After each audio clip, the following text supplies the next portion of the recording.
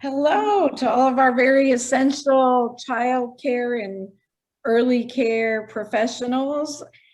We are so glad that you have joined us today. I don't like to spend a lot of time talking, but well, maybe that's not true, but I really can't. Storm won't let me.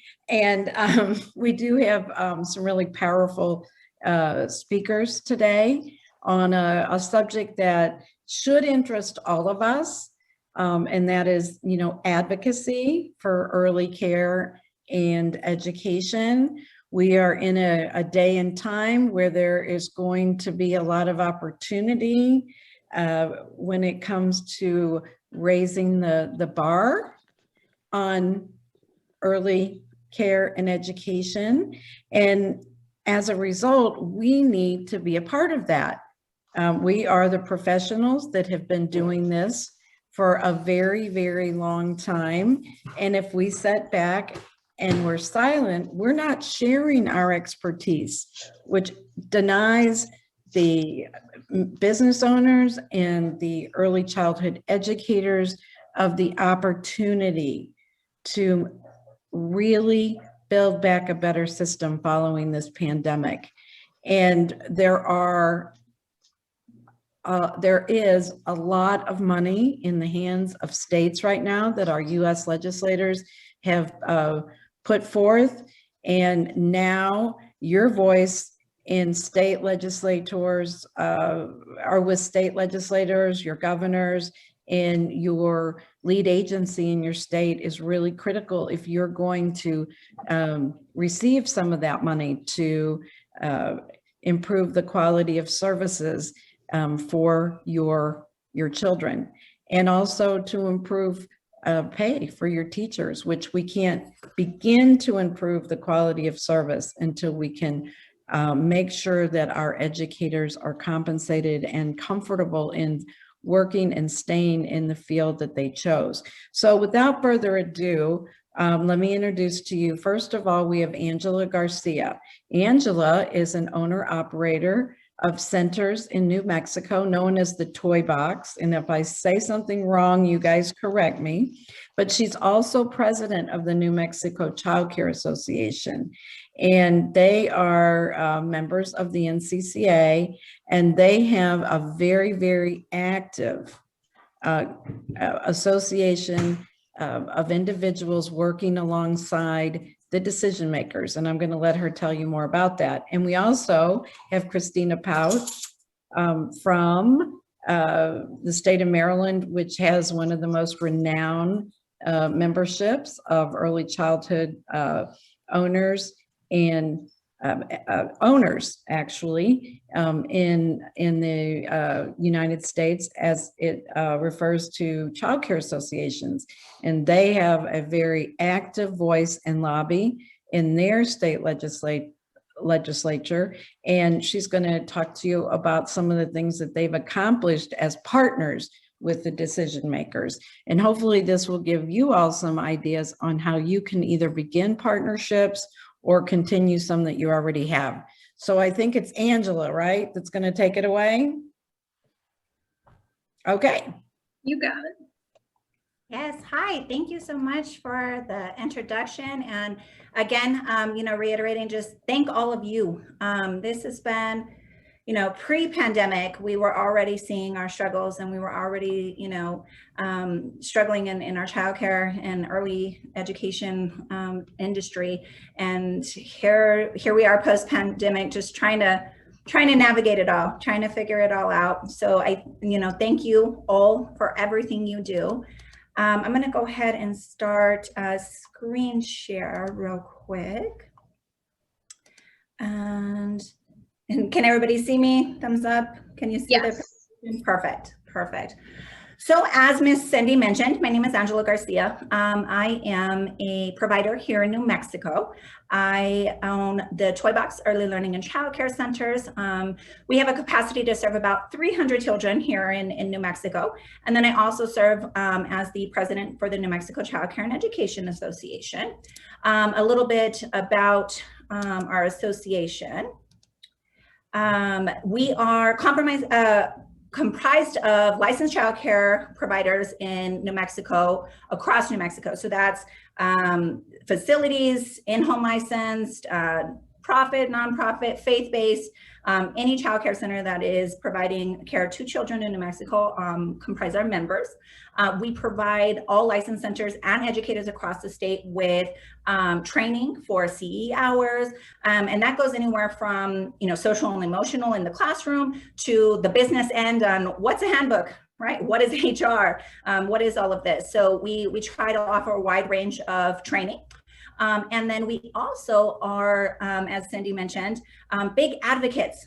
We have, a lot of amazing people in our membership and on our board that are powerful voices up at state legislation and with lawmakers advocating. We also have lobbyists who are just amazing.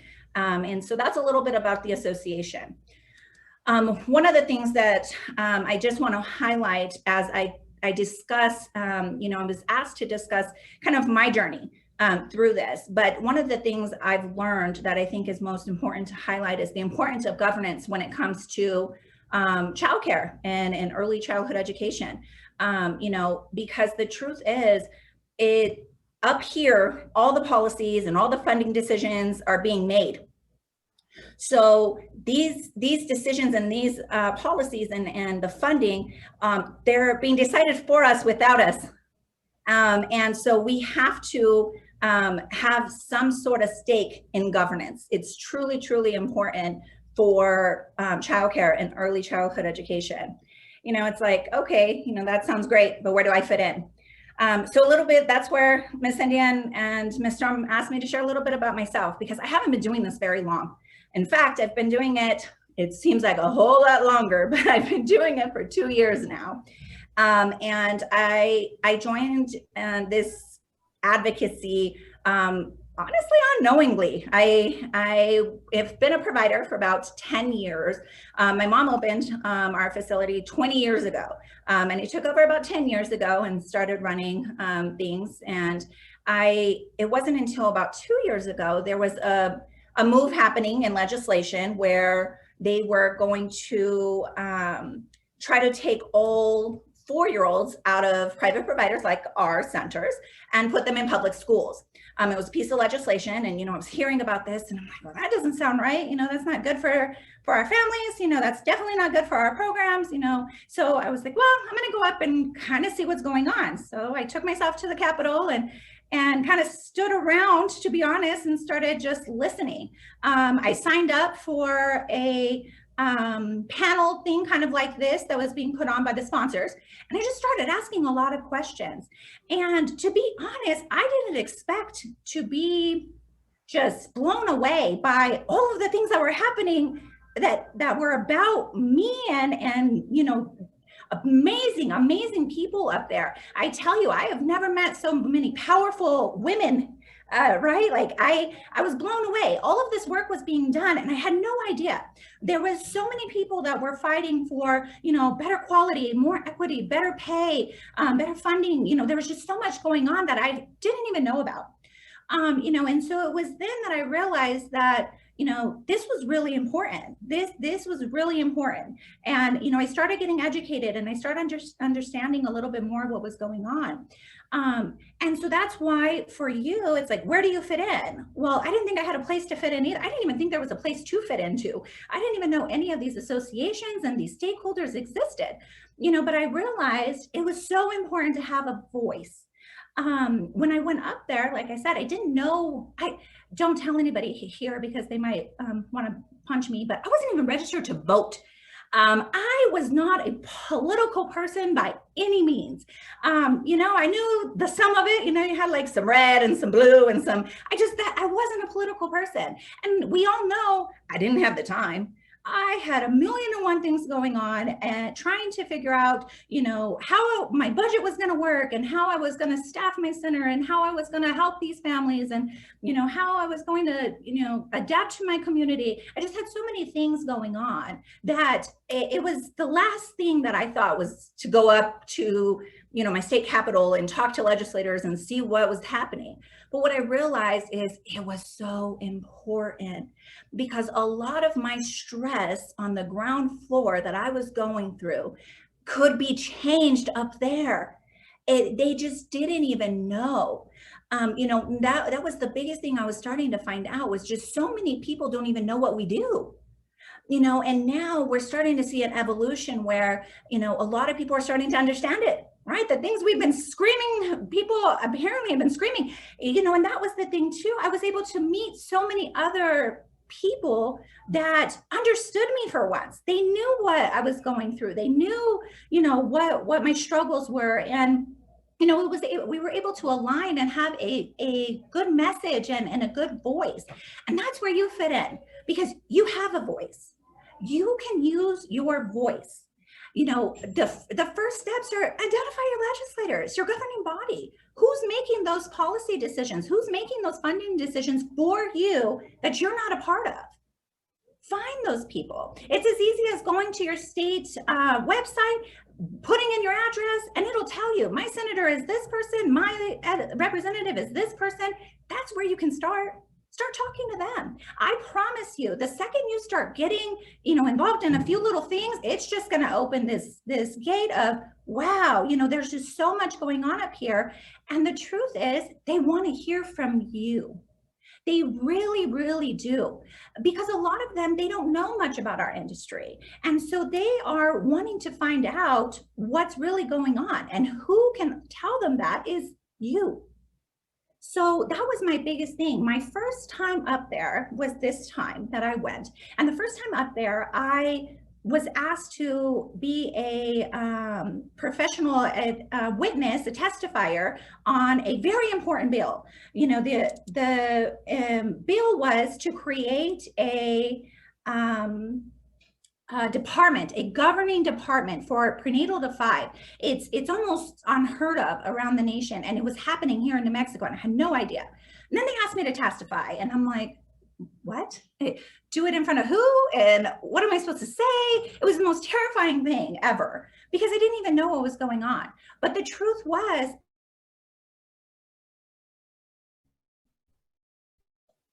uh-oh, Angela, looks like you might have they frozen. wanted to hear from people. Hey, yeah, sorry about that. You seem to be back. Okay, apologies. So there was, I was asked to testify on this very important bill, and I realized from speaking to all these, there was people all the way up north. I met, Barbara Tedros. She wasn't a part of any affiliation as far as the association of it, none of that, but she was a woman that was doing a lot of work, and knew a lot, and, Catherine Freeman and, Daisy Lita. I had so many people that I had never met before that truly knew, and they were having these conversations, and the legislators really wanted to know. They really wanted to know what was going on, and they really wanted to understand what we do. And I realized that that's part of the biggest problem, is that they don't understand what we do. They don't understand what we do. They don't understand the importance of it. And they don't understand how difficult it is to do it with the funding that we have, and, all of the unfunded mandates, and, all of these things, they don't understand it. So it was exciting to start having these conversations, but just as exciting was just as terrifying. I was, again, I'm not a political person, but as I started to do this, I started to realize they don't want to speak to a political person. They don't want to talk to somebody else that's a politician, right? They really want to talk to you. You are the ones that they need to talk to, that they look for. After doing this, the first time, like I said, I was testified on this bill, my first time ever up there. It was terrifying, but I did it. Then I started getting calls about, they're developing a strategic plan, and what do you think? And, can you hold stakeholder meetings? So here I was, first year ever being involved in any of this, asking people to come to my centers and having conversations, and, being a part of a huge push to have an actual strategic plan in our state. It was so exciting because I didn't even know it existed. But the truth was, all they wanted and all they needed was us. They needed our voice. They needed to understand what was going on. So from our strategic plan, equitable access, coordinating collaboration, and quality, those were a lot of the guiding principles. And I think we all can share those around the nation. These are guiding principles in childcare that it took all of us stakeholders coming to the table to inform our legislators of what really was important, what really needed to be done. I'm not sure they could have met these amazing, guiding principles without input from people like you. So just talking, just sharing your story. We were able to, have an input on creating an early childhood trust fund. Yes, here in New Mexico, we now have a trust fund for funding that allows to every year to help fund early childhood education, that creating those funding revenue sources. We know, as Ms. Cindy just mentioned in the introduction, our workforce, we are not getting anywhere near a professional pay as we deserve. Finding these funding sources are going to be critical, and having those conversations really helped with that. Then you had the pandemic. I'm not going to go too in depth with these slides, but I wanted to show you just down here the kind of money that New Mexico received. So here, the first CARES were somewhere about 28 million. Then we go into GEARS, all of this money here, and then you had CURSA, another 82 million. Now we're going into American Rescue Plan, right? At $320 million. This is life-changing for New Mexico.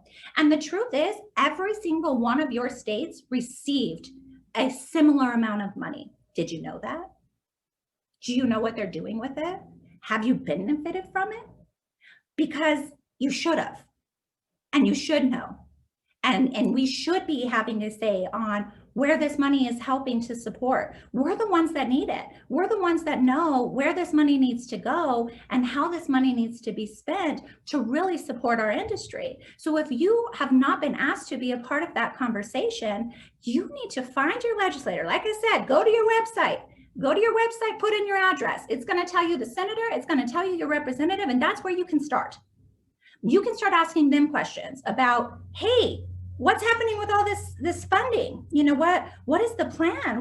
Who's responsible? And if they don't know, they're going to help you, guide you, and they may not even be aware. That may be something that they need to start looking into, and as you become more involved, you're going to identify your champions in your legislation. Here in New Mexico, we have Senator Padilla and even our Lieutenant Governor Howie Morales. And we have so many, Rebecca Dow, so many knowledgeable, amazing legislators that are really champions for our industry. You're going to identify those, you're going to be able to work closely with those to spread the word to others, so now is the time. A lot of funding is going into your state. And if you don't know what's happening with that funding, they should be reaching out to us. And if they're not, we need to reach out to them.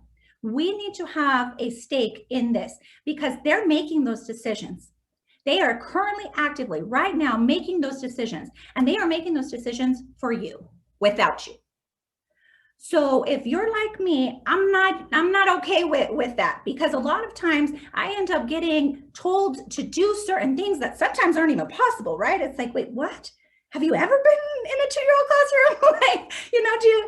Or all these policies, and, we want quality. I am all for it. I'm a champion for it. I think that, providing our children with the best start is the only way to go. But along with all of this professional development and, quality expectations should come a funding stream. That does not exist. Sorry, guys. Apparently I haven't moved enough in my office. Let me turn that light back on. But that does not exist. So creating that funding stream to align with that quality, this funding could change a lot of stress that us on the ground floor are currently having and have been for decades, but it could be life-changing. But it's only going to be life-changing if we have a say in what happens. So you should be looking into that. And if you haven't, please do. If you really don't know where to start, I'd be more than happy to share my email address. Give me a shout. Let me know. I can help direct you in any way that we need to go, because we need to get there. You know, we really need to get there. You know, a cost study, I'm just going to touch on this a little bit, because I think, again, funding is, in my opinion, you know, 80–90% of our issues come from lack of funding. You know, so here in New Mexico, we identified that, and, you know, a lot of amazing people, you know, growing up New Mexico really, you know, put a lot of stakeholders together to come up with a cost study. So New Mexico is now looking at an actual cost study model on reimbursement rates. So understanding the relationship between quality and cost of service. Imagine that. They're understanding that in order for me to do better, I got to get paid better. So, you know, that's an amazing accomplishment that, you know, many other states are not looking at that, but they could be. Go tell them to look at that. Go tell them that, you know, what's needed. Your voice is going to matter. I never thought mine did, you know, and I started talking, and now I realize that it truly does. It truly does matter. And so one of the biggest things that I want to point out is stakeholders. Like I said, so many people are involved in this. I had no idea. But as I've started getting involved, I started getting all these stakeholders and hearing. And let's be honest, we're not going to agree on everything. Oh no, there's so many things that we have probably disagreed with over the last 2 years of me doing this. The important part was that we were having the conversations. The conversations were occurring, which wasn't a thing in the past, but they could be, and they should be, and you should be a part of those conversations. So I wanted to make it important just to stand out that stakeholder partnerships are crucial. Even when those people don't necessarily align with your ideas, it is important to have the conversations, because progress is progress when we all try to find this, because the truth is, children are amazing, children are our future, and everybody wants a better future for our children. We may not agree on how to get there, but we can have conversations on how to start. The last one, like I said, is just looking ahead. Finding those organizations, finding your representatives, you know, beginning to read. Knowledge is power, and we all know that. Start reading about this stimulus money. Start reading about your current budget. Start reading about things that are happening or not happening in your state that are happening in other places. Start reaching out. That is the only way. And again, there is no real place to start. I never, ever thought, still sometimes I laugh because I sit here and I'm like, how did I even get here? Like, what am I even doing here? But the truth is, I needed to be here, and we need you to be here. Well, your state needs you to be there. You guys should have a seat at the table. It's long overdue, and I know you have 1,000,001 things to do, but this one should be a priority, because the truth is, a lot of our issues on the ground floor can be solved if we have a seat at the table on the top floor. So that's really my spiel, you know, and again, I really appreciate all of you. I think that, you know, without all of you, none of it is possible. So, you know, keep pushing, get your voice if you don't have one, because it matters. And just remember, politics aside, go up there. It shouldn't matter. Go up there, just start having conversations, and you'll be surprised on how far you get. That's me. That's it. Thank you guys so much. Thank you, Angela. That was awesome. Cindy, do you want to introduce Chris, or Chris, do you want to? I want to thank Angela, and again, you just heard one person's story about you know, coming out, you know, of her childcare center and getting involved. And she realized that by getting involved, you are able to fix some things that keep you struggling in your business with time and money. And so just reallocating some time. And, you know, and you don't have to get out to make phone calls as a constituent to someone you voted for. And keep in mind that you should talk with your peers and work with groups that are already formed and come up with a message, you know, of things that you really need. We don't do well with our legislators, you know, if we tell them what not to do. And I want to really emphasize that because then they don't know what to do instead. So at this point, one of our speakers that has years and years of experience working with the partners in her state as the executive director of the Maryland Child Care Association. We really welcome Chris for spending some time with us. She's a very busy lady, as is Angela. So Chris, take it away.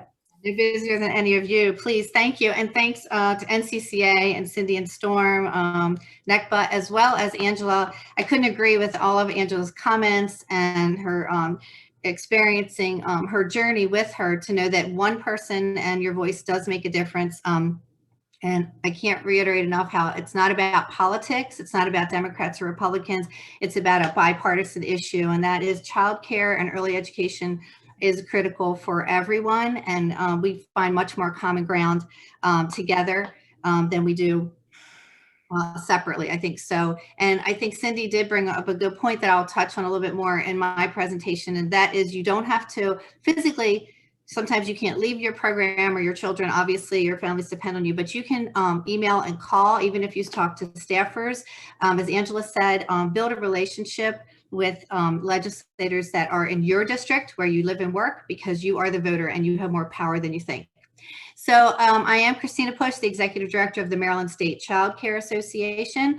I have our tagline up, caring for Maryland's most important natural resource. I think it's really incumbent upon us when we are advocating, and you are all advocates, whether you're a part of association, an organization, or you're independent business owner, or working within a school childcare program, family childcare provider, we are all, our voices are important, but our children must be at the forefront of that conversation, and not necessarily how your business benefits, because it's how children benefit. So it's really important to remember to keep them at the forefront. We've been in business as a nonprofit organization since 1984, and I think a couple of my board members are on here. So I think I saw Mark Rosenberg and Flora G. Mark was a big part of doing a lot of advocacy and lobbying work for us at NCCA, and that's our acronym. So as Cindy and Angela both said, childcare is the backbone of the economy, and you, all of you working in this field are essential, and our industry is essential. And the pandemic has thrust that forward even more so. We know the kids knew it, and the families sort of know it, but now I think it's everyone knows. And I think another thing that's super important as we begin, as Cindy said, messaging is extremely important to come together. And I'll talk a little bit about a priorities agenda in a minute, but because you do have to have very pointed messages. But the fact, and if you go back a minute, Storm, I'm sorry, in this slide, the 90% of child's brain development happens before the age of 5. I provide PowerPoints to legislators and the Women's Legislative Caucus and different organizations that are decision makers. And a lot of times a slide like this, and the next one, you can move on, resonates with decision makers, because what you do matters, and children's brain development, prenatally and birth to 5 is extremely important, and that's science and research based, right? So we have that to fall back on. This is not just our opinion, it is data and science. And so I know I'm preaching to the choir, but these types of things, and you'll get this PowerPoint, what you can use to make sure they understand the importance of what you do, and make sure that you know it and in these terms. You can go to the next slide, please. As both Angela and Cindy alluded to, MSCCA does have a lobbyist. We have had worked with lobbyists over the years since 1984. As I said, we've been in business as a nonprofit. We do represent primarily child care centers. We have a lot of nursery schools. We have a lot of centers that have children, infants through school age programs. And then we have about 30 family child care providers. So they have their own association in our state. So we refer them to their association, but we partner with other associations like the AUIC, like the SEIU union in our state that represents family child care, and the Family Child Care Association. We spend a lot of time working with other networking and working, collaborating and partnering with other associations. And so our lobbyists, we we actually during our membership has over the years evolved where we ask our members that join us to pay a small fee for advocacy and lobbyists because we believe it's super important.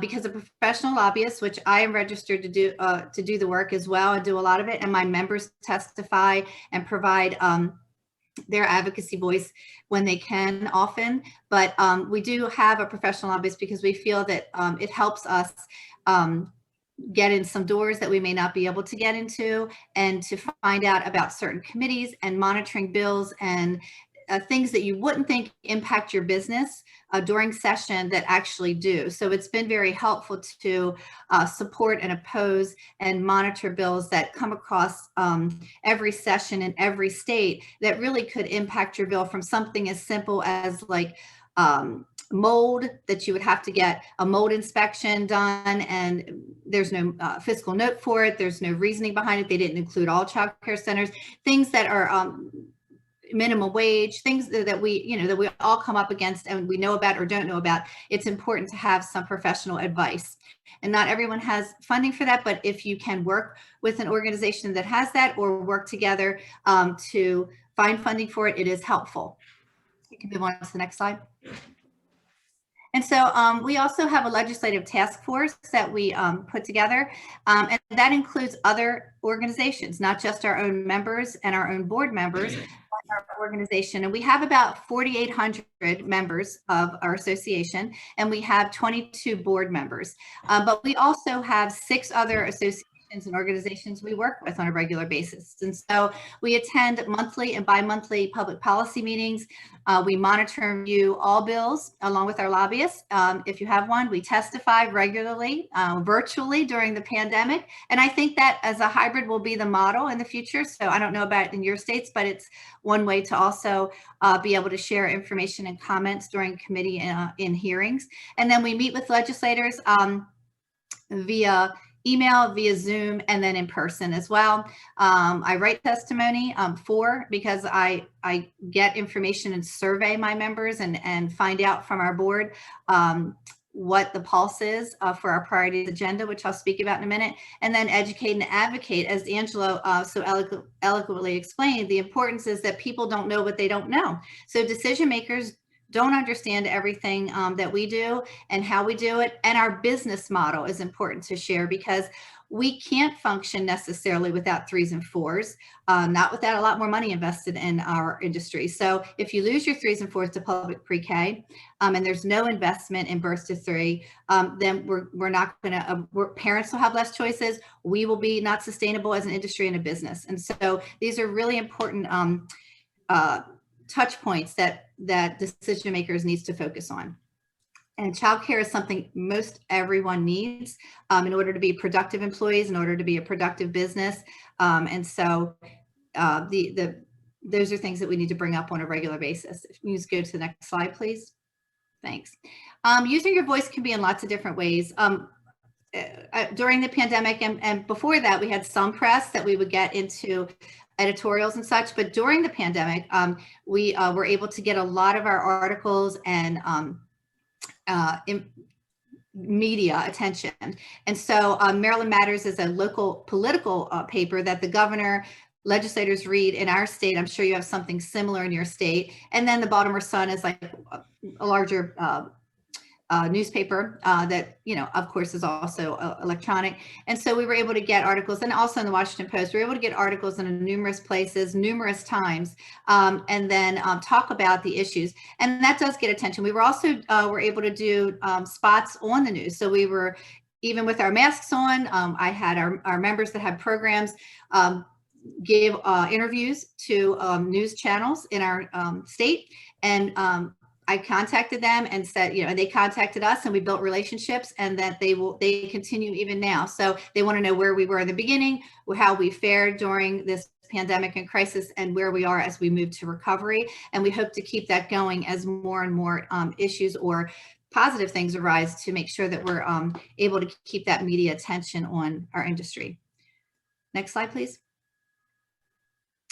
Other ways that, so we're speaking about advocacy today, but other ways is to make sure that I don't want to say toot your own horn, but toot your own horn. I think it's important to say how the work that you do impacts your state and this country and the world. At the end of the day, the children that you impact change the world, and you're preparing them for life and for kindergarten and all those things. But in our state, we were able to ask the governor for a proclamation, and we partnered with, again, the other organizations to ask for a Provider Appreciation Day on May 8th, which coincides with the National Child Care Appreciation Day, which was May 7th this past year. But as you can see, we were able to share that and to make sure that people in our industry understand how important they are. And that makes us, it's easier to advocate when you have people, like at the governor's office, recognizing that important work. So I wanted to share that. That's another way of advocating and a way of celebrating your successes. Next slide, please. Another citation I was able to get this year was through the Women's Legislative Caucus. So most states have legislative caucus, and a lot of them have women-only legislative caucuses. In our state, we have one that has a child care committee.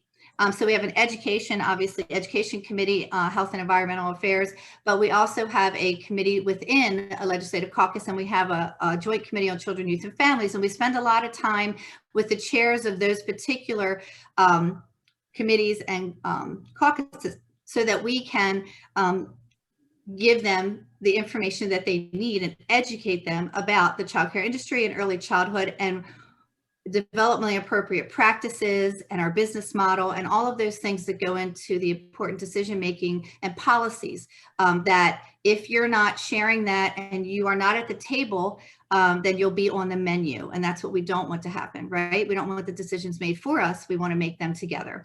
And so this, you can open this at your leisure if you read it, but there's a citation that is a video. It's a Google Drive video that is thanking all of the legislators. Some of them did different spots on it, but they are thanking child care programs and providers for being so essential and the important role that they play in our state. And so that's something, if you want some tools to use, these are just some more tools that we're providing for you during this brief webinar today. And we also have the actual citations that we were able to share with our membership and put up so that we could thank everyone for the work that they've done, because this has been a very difficult crisis. So we want to make sure that everyone has that. You can go on, Storm, to the next one. And so, as we all know, in the best of times, the childcare industry operates on razor-thin margins. I just wanted to share with you, as I'm sure this is happening in your state, that we've had a significantly decreased enrollment that is slowly building back as we turn the corner to recovery. But in the beginning, we were shut down, came back, reopened pretty much immediately only for essential personnel. And that's where all of our CARES Act money came. You can go to the next slide. And so our CARES Act money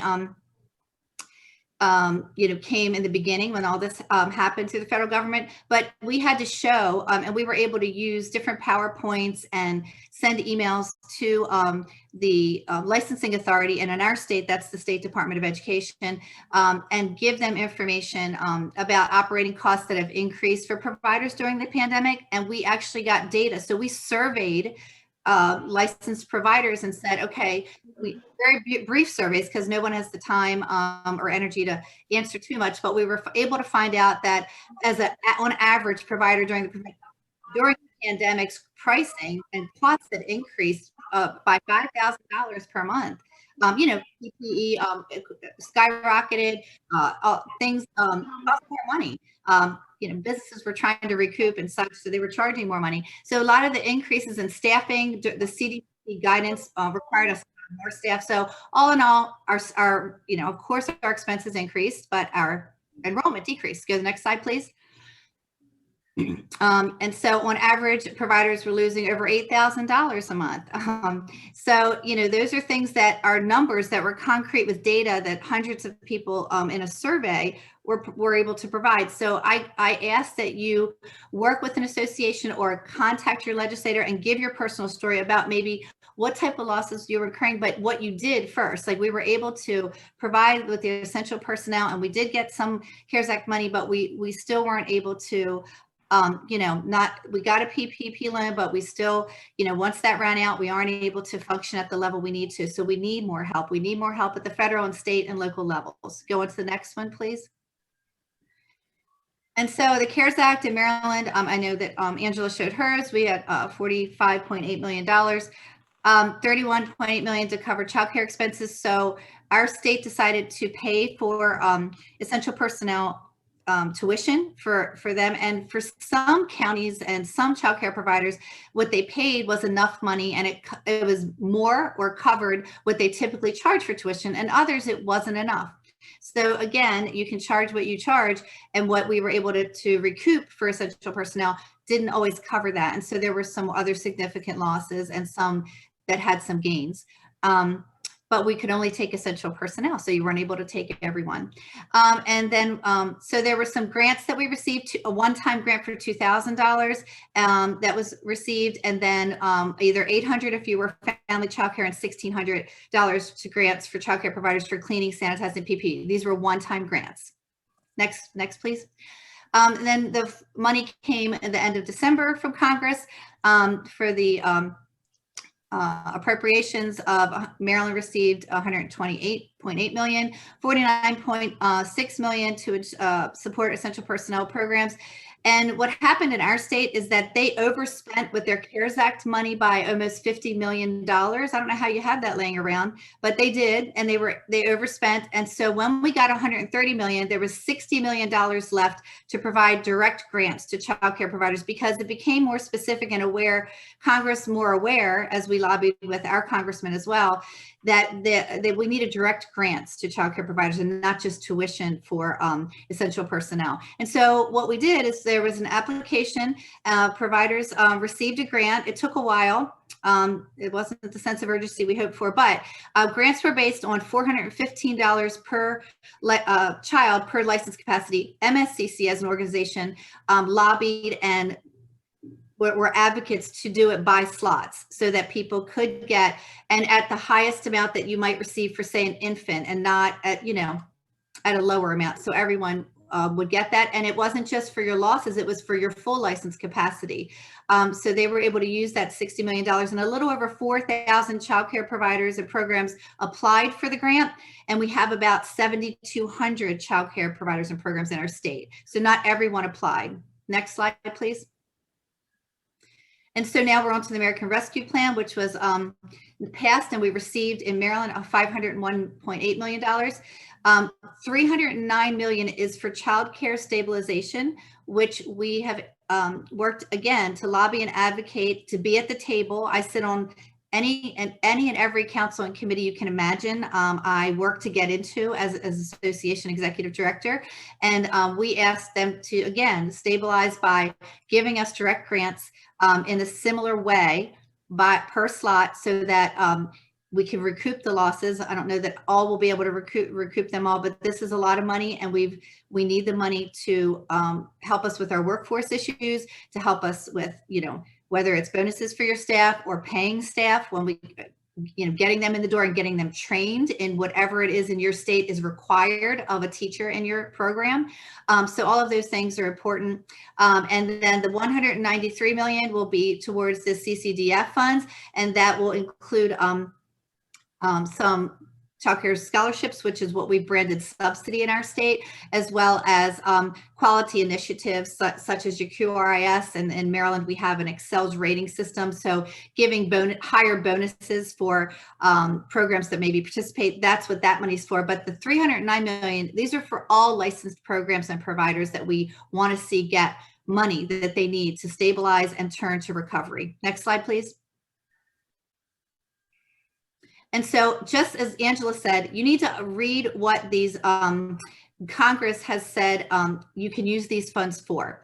And it is readily available. NCCA makes that available. So it's important that you have a national affiliate as well, because Maryland's proud to be a national affiliate of NCCA. But you need to know what Congress has said. And that's how states make their decisions, is the flexibility and leeway of what the federal government, because that's where the money came from. And so the use of funds, this comes right out of there, has to be liquidated by September 30th, but you must be obligated for those funds by September 30th, 2022. And 50% of those funds have to be accounted for by the end of this year. So you need to find out what the plan is for the money that you received as a stakeholder. And if you don't have associations, again, in your state, you need to find out who has the authority of the funding in your state and contact them and give them your personal story and how you would like to see it spent. But you need a prioritize that and a message, right? To stay on task,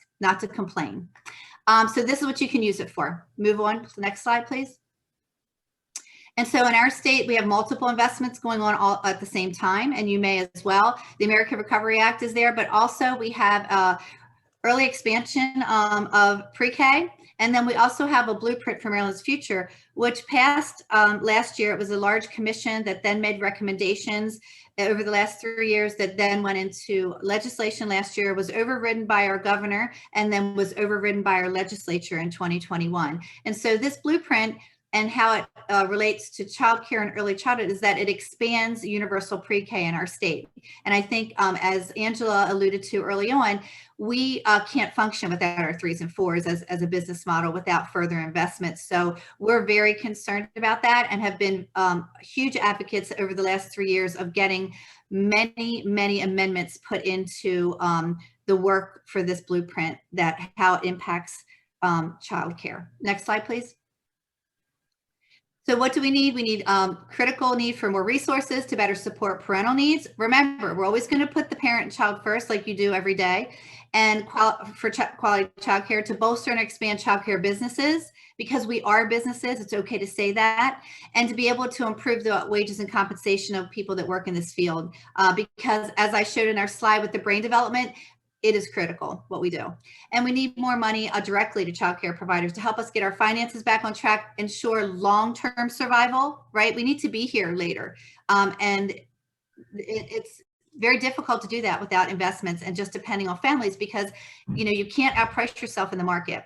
And we need objective and transparent applications, and we need to know how that money is being spent and what we can expect. Like, what are the tax implications if we get these grants? We need to have support for writing the grants in different languages. We've asked for all of these things from our association to decision makers to be sure that these are things checked off their list before they go about making policies that aren't good for us. Next slide, please.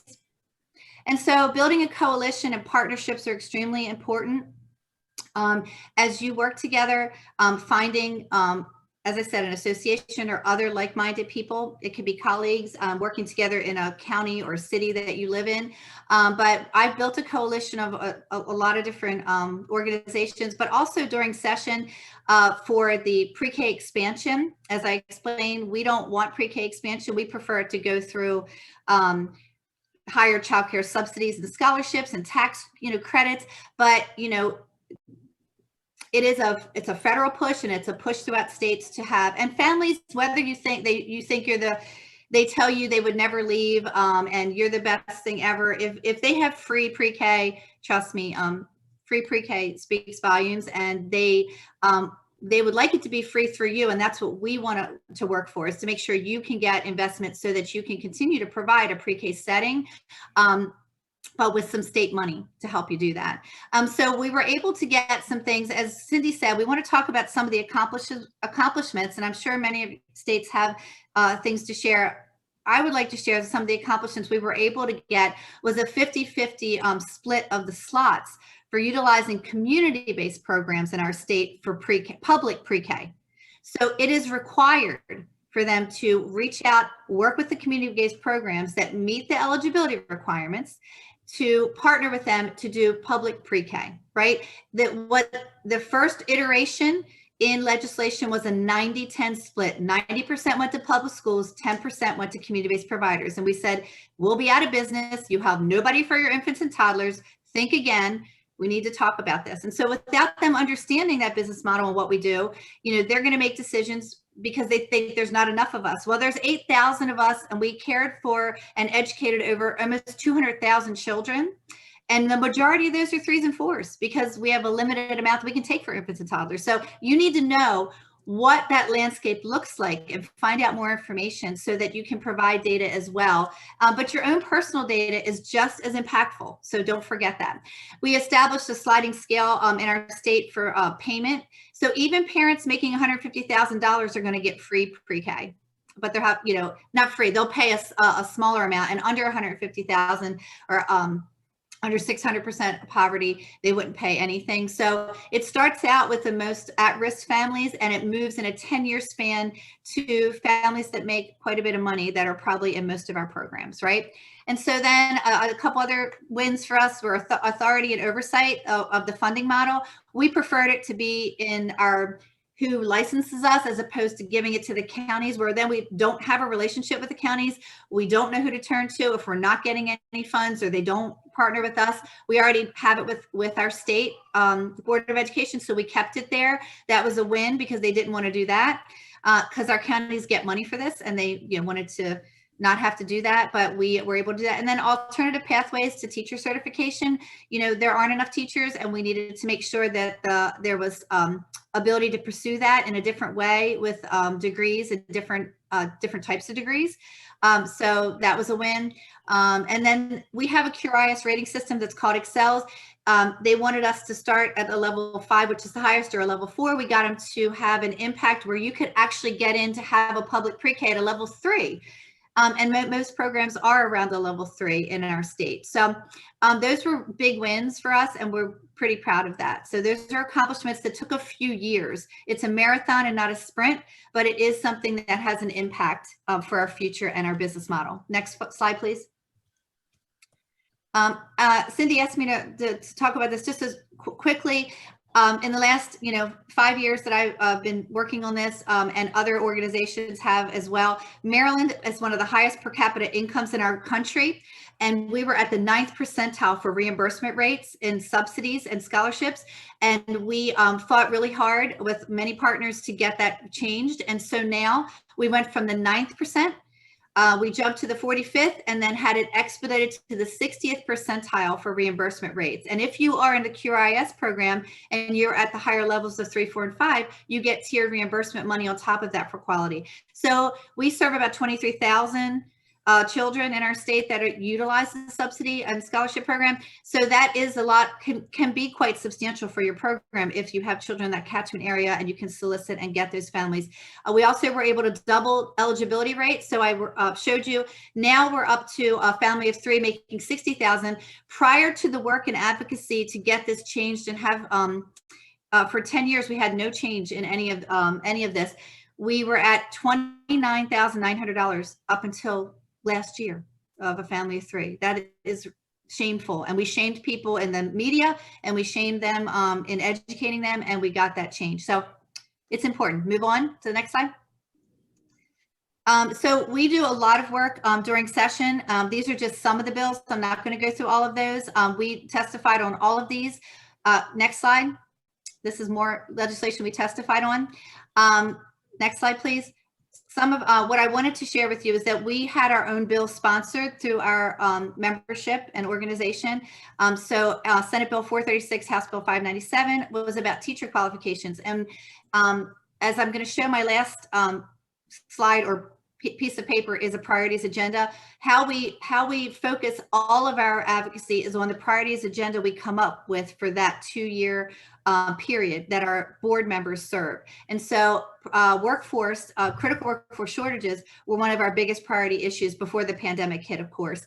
And so we were able to start a bill last year in session that made it through the House, but because of COVID, shut down the Senate early and it didn't go through. But this year, I would like to say that we were able to pass this bill, and we were able to have, we circumvented our licensing, and we don't have to go through our licensing authority to hire people that have a degree in another interest, another area. For example, they don't have to have an early childhood degree. It can be a related field, and we can hire them if they get into our 90-hour program, which is our requirements. But so it's empowering. You probably have different landscape for requirements, but just giving you what our priorities agenda is and the work that we did and the success we had, which will impact our members and our industry and our state. So that was an accomplishment that we were able to do, and it took 2 sessions to do so. Next slide, please.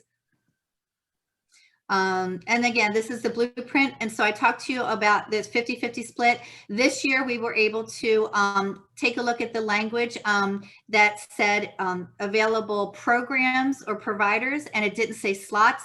We have about 7,200 programs and providers, but we have, 40, 50,000 slots, which is a big difference. So next slide, we were able to put in amendments. No, right there you go. We were able to put in an amendment for 2021 to strike out providers and insert the right slots, right? Because we want the slots. We don't want 3,000 programs in a 50-50 split. We want 25,000 kids. So you have to be very diligent. You have to read. You have to understand what's going on in your state, in your county, and how you can partner with associations and groups or partner with legislators and decision makers, and you find those champions. Next slide, please. You have to know what you're asking for. So you have to ensure, ask, and require, and commit. These are just some things that we did with regard to the pandemic. Next slide, please. And then I would emphasize the 3 C's before I hit the priorities agenda. And that is collaboration, partnerships are key. Join an association or a group. It could be just a director's group or a childcare group. Or a business. Chamber of Commerce is a great place to join as well. Because it has a business slant, and sometimes that's one way to get on councils or committees, whether it's at the local or state or national level. Connecting and communicating with other colleagues, with decision makers, legislators. Find who they are, build a relationship, invite them to your program, have them read to kids, call the media. They love it. And you then can work with them and let them know when there are issues that need to be addressed. Find common ground and tailor your conversation in your leadership. So if you're talking, say, on a Republican slant, you want to talk about deregulation and small business, women-owned businesses, and how that what that means to you and how they can help. And maybe in the Democratic slant, you talk about the childcare scholarships and the importance that is. I mean, I'm just giving some examples, but understand the landscape, but always remember that children and childcare are a bipartisan issue. And then creating new pathways. Think outside the box. Money, isn't always readily available. And I know funding usually is, as Angela said, what we need. But sometimes you can do work groups or, things that you could find out where how much money you need and where you need it by, having a work group or by having some data that's necessary. You can do that in legislation as well. It's not the only answer. So sometimes thinking outside the box is a better way to get your foot in the door. Next slide. I think that might, yeah. Okay, so develop a priorities agenda. I'm going to share that as the last page, and then use personal stories. I think Angela brought that home really well. I have seen over the last 15 years, if bills are created by one person, so I could get something done on one person because I'm a parent and I had an issue with a child and I would like to see this happen. If you go to a legislator, you can have, you can sway them for many things. If they're on a committee and they have to vote and they've heard from you, they're apt to vote one way or another because you sent them an email and said, I'm concerned about this, So I think it's really important to build those relationships and have those conversations. Surveys and data are always great. Decision makers don't want to hear just generic. They like to see things that have some depth behind them. Be at the table, join, as I said, on councils and committees. Don't be on the menu. Find your champions. They're out there. There's many of those, both at the national, state, and local levels. Don't focus on your problems and complain. People don't want to hear that. They want to share issues, but also try to have a solution, and keep in mind there's creative solutions that aren't always surrounded by funding. And if you can pull up the priorities agenda, you should always develop a message. In our association, we use our board members to put together a priorities agenda every 2 years. And so we send this to legislators. So if you're with a group of colleagues and you come up with, say, we need this is what we want you to use the American Rescue grants for that are supposed to go to childcare programs directly, find out what that is and put that list together. And again, as Angela said, you can reach out to me in the first PowerPoint. My email is on there, so I can help you with that. But we said, this is what we wanted to see done. We put this together. We actually have a QR code on here. We pass this out to everybody we talk to. And we also put our mission and vision, which is on here. And so those are some of the things that we wanted to share. We provide professional development, we provide benefits to our members, and that's why they join us, and we make it affordable. So hopefully this has been a little bit helpful, but you're welcome to use any of these tools to, edit those in any way that you need to and make them right for your state. So thanks for the Chris, thank you so very much. This has been so enlightening. Every time I hear you or Angela speak, it just reminds me of opportunities I had living in Oklahoma and then at the national level. And it reminds me not to give up and to keep pushing.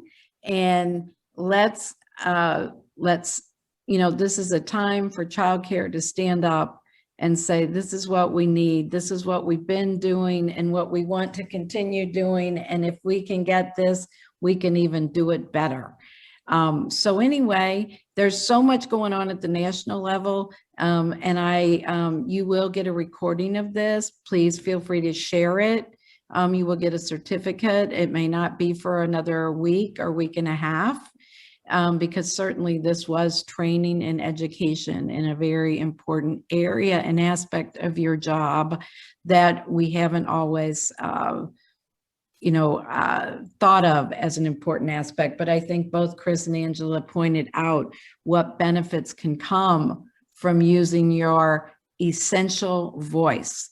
So if you're not a member of our organization, you can go to nationalchildcare.org to join and also receive more of our information. We will be putting out more in our newsletter just to make sure you are well aware of what is happening at the national level. So I'm going to let you all go because some of you haven't had lunch yet. And don't forget to eat. Take care of your body.